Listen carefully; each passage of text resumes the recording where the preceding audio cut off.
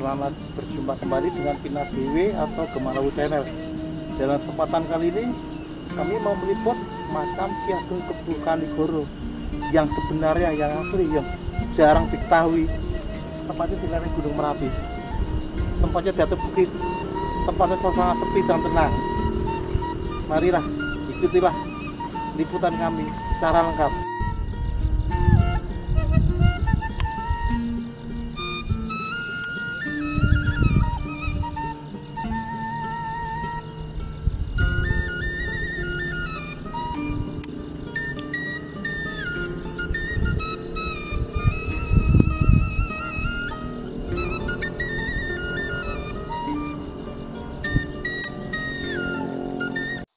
Jadi inilah makam Ki Ageng Kebo Kanigoro yang tepatnya terpencil di lereng bukit di lereng Gunung Merapi ya, di daerah Cepogo. Nah, ini posisi masuknya. Jadi seperti diketahui, setelah ayahnya Ki Ageng Handayaningrat atau Ki Ageng Pengging Sepuh yang merupakan menantu Brawijaya V dibunuh oleh kerajaan Demak yang dipimpin oleh Sunan Ngudung dan Sunan Kudus. Sebenarnya yang menjadi terah pewaris kerajaan Pengging adalah Ki Ageng Kebo Kanigoro. Ya, karena Ki Ageng Kebo Kanigoro sudah mengetahui ya, karena sudah waskita, jadi suatu saat dirinya juga akan dihabisi oleh kerajaan Demak yang alasannya berkedok agama, tapi sebenarnya kalau menurut kami kan hanya alasan politik, karena perebutan kekuasaan antara Trah Majapahit ya. Akhirnya Ki Ageng Kebo Kanigoro memilih meninggalkan kerajaan, melepas semua kebesaran kerajaan dan bertapa dan menyepi di Gunung Merapi. Di sini. Dan akhirnya juga terbukti karena dia sudah melepaskan terah pewaris kerajaan, akhirnya digantikan adiknya Ki Ageng Kebo Kenongo, akhirnya juga dibunuh juga oleh kerajaan Demak. Alasannya alirannya sesat gitu. Sebenarnya kita juga nggak boleh sama manusia mengklaim menjudge kelompok lain sesat atau tidak, karena itu hak prerogatif Sang Pencipta atau Tuhan ya. Secara lebih lengkap, marilah kita ikuti sesi selanjutnya yang di dalam komplek makam utama Ki Ageng Kebo Kanigoro. Nah, inilah makam Ki Ageng Kebo Kanigoro dan istrinya Nyai Ageng Kebo Kanigoro di daerah Cepogo ya, lereng Merapi. Jadi seperti untuk mencapai moksa, Ki Ageng Kebo Kanigoro memilih di daerah Cepogo ya, ini lereng Gunung Merapi ya. Tempatnya tenang sekali dan pemandangannya bagus sekali dan tenang sekali di atas bukit ini. Nah, ini di atas bukit. Nah, ini lokasinya sangat terpencil dan jarang ada yang tahu makam Ki Ageng Kebo Kanigoro ini memang disembunyikan ya. Banyak yang tahu karena memang tujuannya Ki Ageng Kebo Kanigoro memang menyepi untuk melupakan semua yang berbau keduniawian ya, kemelekatan keduniawian sudah dilepaskan semua. Nah, ini kita mulai masuk ke dalam komplek ya, komplek makam Ki Ageng Kebo Kanigoro. Nih di luar ada pohon besar sekali, pohon besar sekali. Ini kalau kita detek pakai energi batin, ini ada batu memancar bagus banget, menyala merah ya. Lah, ini kita mencoba untuk masuk ke makam utama Ki Ageng Kebo Kanigoro. Jadi tempatnya memang sepi sekali di atas bukit, jadi jarang yang tahu inilah ini. Nyun sewu. Nah, ini posisi makam. Lokasinya juga sangat luas sekali ini. datarannya bagus, bisa untuk nyantai atau beristirahat atau tafakur atau perenungan atau menyepi. Ini lokasinya bagus banget. Memang kalau untuk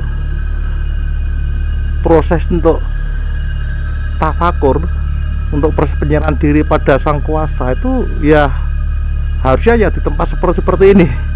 Dulu hampir semua nabi juga untuk proses penyerahan diri pada sang pencipta itu juga rata-rata menyepi di tempat yang sepi. Seperti Nabi Musa, juga Nabi Muhammad itu juga menyepi di gua. Jadi benar-benar teruji keikhlasannya, kepasrahan pada sang pencipta itu teruji banget di sini. Jadi tidak hanya omong di mulut atau di luar. Jadi jangan takut sama siapapun, hanya takut pada Tuhan. Tapi ngomongnya di rumah, di perumahan atau di pemukiman atau di masjid yang banyak orang, banyak makanan, itu semua anak juga bisa. Jadi ngomong jangan takut pada apapun selain Allah, tapi ngomongnya di tempat rame, banyak temen, banyak makanan lagi. Coba kalau memang dia benar-benar berserah diri, nggak takut hanya pada Tuhan, coba masuk ke dalam gua atau di hutan yang angker atau gawat, atau yang di Arjuna ada gunung, di Gunung Arjuna ada namanya hutan lali jiwa. Coba tinggal di sana selama 5 hari sampai 7 hari sendiri. Coba dilihat, bener nggak dia bisa ngomong berserah diri pada Tuhan. Kalau ngomongnya di tempat ramai pemukiman, ya anak kecil aja bisa gitu.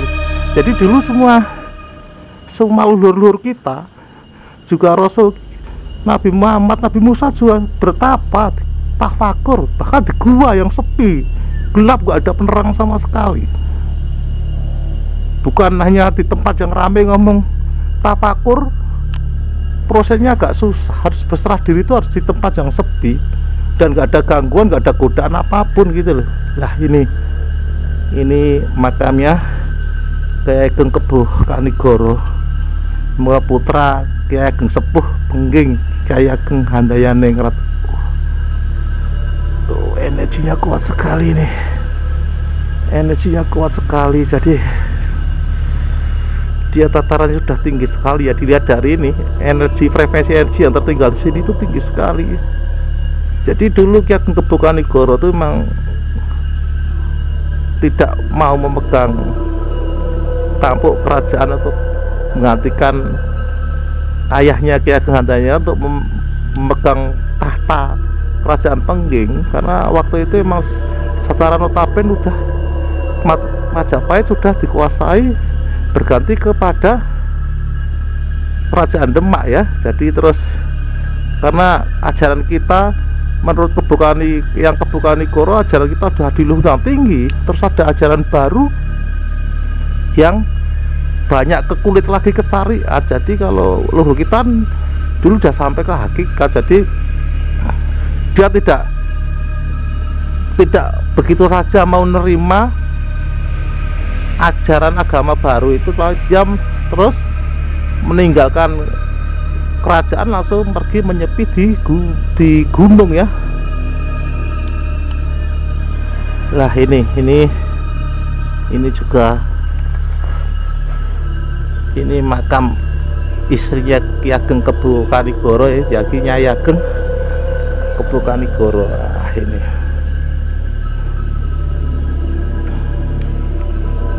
lah, ini makam, komplek makam di sini secara deteksi ya, deteksi batin ini dijaga oleh sepasang harimau hitam ya, harimau hitam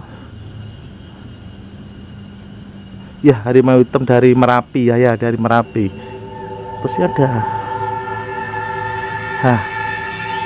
di sini ada harimau hitam di sini, jaga dua. Terus lah ini walaupun penampakan hanya sebatas batu secara lahir ya, secara dohir, tapi secara batin ya ini ada dijaga oleh seekor ular besar ya, ular kayak naga. Jadi sini, tapi dari energinya kadang kelihatan seperti keris berkepala ular ya. Jadi ini sebenarnya energi aja, energi karena frekuensinya Ki Ageng Kebo Kanigoro udah tinggi sekali. Jadi energi dari dimensi lain juga banyak mengerucut di sini ya. Lah ini. Jadi kami itu meliput beberapa makam leluhur. Itu bukannya kami mengajarkan klinik, tapi ini kita dalam rangka menyusur sejarah leluhur kita ya, karena bangsa yang besar adalah bangsa yang menghargai para leluhurnya gitu. Kita jangan sampai terjebak dengan propaganda global ya, asing yang memutus dengan kita, dengan generasi muda terutama dengan leluhur, supaya hilang jati diri bangsanya sehingga mudah diadu domba, mudah untuk dikuasai ya. Jadi ini energinya kuat sekali. Karena dengan seseorang sering berserah diri itu frekuensinya akan tinggi ya. Karena sudah tingkat tawakal sudah tinggi, frekuensinya jadi tinggi akhirnya. Lah, kalau frekuensi sudah tinggi, otomatis ada bimbingan dari Nur Lahi atau Nur Muhammad atau cahaya Allah itu akan menyinari, bersinar di dalam kolbu, di dalam jiwa orang-orang yang suka berserah diri gitu loh, suka berserah diri, sehingga di dalam dirinya mewarisi roh kerasulan, mewarisi roh Nur Muhammad secara totalitas ya ini. Jadi Allah tuh meniupkan Nur Muhammad itu tidak kepada sebagian orang atau kaum atau agama orang tertentu aja. Jadi setiap manusia dari dulu pertama dicipta tuh, setelah janin berumur 120 hari langsung ditiupkan ruh Nur Muhammad atau Ruhul Kudus, merupakan cahaya dari Allah semua. Lah, setelah di dalam diri manusia itu tinggal jiwanya bisa ngelola enggak? Karena dalam setiap cahaya roh yang ditiupkan ada unsur air, api, dan udara yang sudah kita jelaskan di beberapa sesi sebelumnya. Jadi ada unsur api yang disitu ada setan dan jin, ada unsur udara, hawa nafsu, dan unsur air, malaikat. Jadi kalau kita nggak bisa ngelola, kita terbawa kejebak ke dalam pikiran, pola pikir yang disitu ada jin dan setan. Kita akan semakin terjebak, semakin jauh sama Sang Pencipta. Akhirnya dia terjebak menjadi sombong, merasa kaumnya sendiri yang benar, merasa orang lain salah, dirinya sendiri, golongan sendiri masuk surga, golongan yang lain akan masuk neraka, dengan membuat payung-payung hukum yang untuk memperkuat secara politis, untuk memperkuat pendapat-pendapat suatu golongan tertentu. Itu terserah saja, bebas setiap orang untuk berbuat, tapi yang jelas benar dan salah, surga neraka aja hak prerogatif Tuhan, sang pencipta alam semesta. Jadi manusia tidak mempunyai hak untuk menjustis yang paling benar. Nah, terima kasih. Inilah liputan kami tentang makam Ki Ageng Kebo Kanigoro yang di tempat tersempit di lereng Gunung Merapi. Semoga bisa menambah wawasan dan wacana. Terima kasih sudah menonton Kinan Dewe Channel. Jangan lupa tekan like dan share dan subscribe untuk lebih mendorong liputan dan program-program kami. Terima kasih.